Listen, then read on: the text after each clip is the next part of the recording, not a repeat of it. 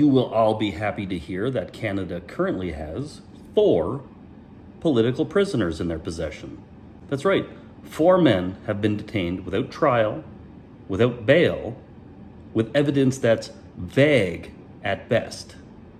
Now I'm about to read from a couple of articles, one by a gentleman by the name of Ray McGinnis on a Substack called Propaganda in Focus. Great article, highly informative. I highly recommend reading it. Second article is from Newsweek.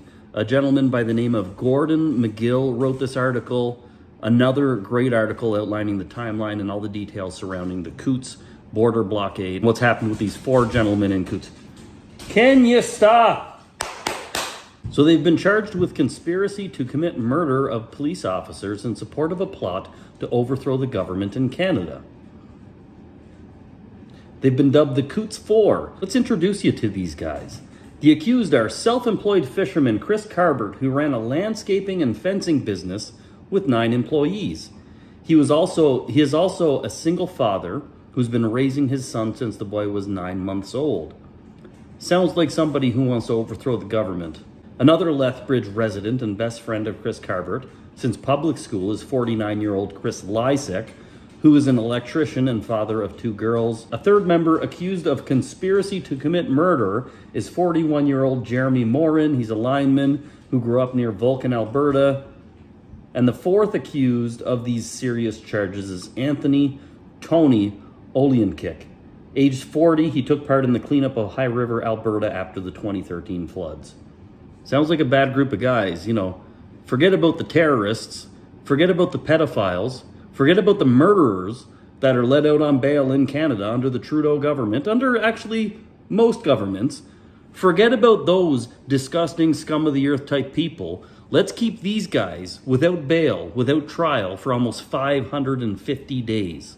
You know, no wonder Trudeau wants to ban the news. No wonder. Of course he wants to ban the news, because he doesn't want this to get out. He doesn't want people to be aware of what's happening with these 4 men. If the Liberal government doesn't have control of the news, and this information gets out, then it's going to be detrimental to them. People will see that they're no better than China, they're no better than Cuba, they're no better than Venezuela. They're detaining political prisoners. This is a purely political move. Why these men would not be granted bail, why these men would be held without trial. Purely political, because guess what?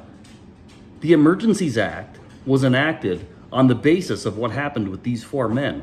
That's right. This is the whole basis for the Emergencies Act, is this situation with these 4 men. Ray McGinnis goes on to write, the Coutts 4 have been denied bail. They have remained in custody for over 525 days, almost 550 at this point, with a trial date yet to be set. This is Canada's January 6th. That's what this is.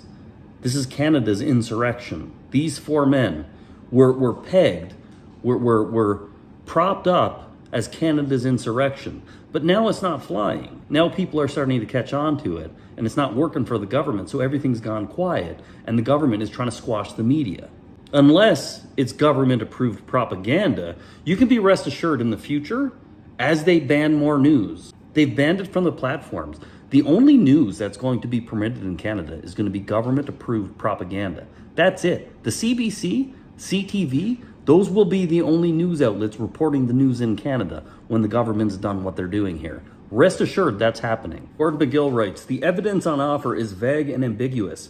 Text messages, testimony from 2 undercover RCMP officers working the crowd at the Coutts protest site, and a widely circulated photo of allegedly confiscated weapons that provided the main justification for the invocation of the Emergencies Act. That's it for evidence. That's all that's been released to the public, is that evidence. Really? Testimony from 2 undercover RCMP officers? God. And their trial date isn't expected to be set until sometime in 2024. These men will have been held for more than 2 years at that point, without trial and without bail. Who else does this? Who else does this? China. China does this. Venezuela. Russia does this. All of these countries with very poor human rights records, they do these sorts of things. But we don't expect Canada to do this. This is insane. And all anybody's asking for is the truth. We're just saying we want the truth.